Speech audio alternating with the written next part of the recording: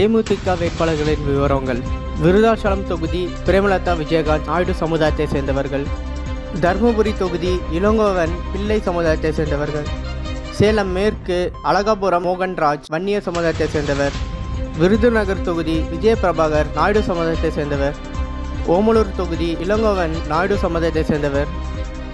மயிலம் தொகுதி வெங்கடேசன் நாயுடு சமுதாயத்தை சேர்ந்தவர். திருத்தணி தொகுதி கிருஷ்ணமூர்த்தி நாயுடு சமுதாயத்தை சேர்ந்தவர். பல்லாவரம் தொகுதி முருகேசன் நாடார் சமுதாயத்தை சேர்ந்தவர். குடியாத்தம் தொகுதி பிரதாப் பரையர் சமுதாயத்தை சேர்ந்தவர். போலூர் தொகுதி சரவணன் முதலியார் சமுதாயத்தை சேர்ந்தவர்.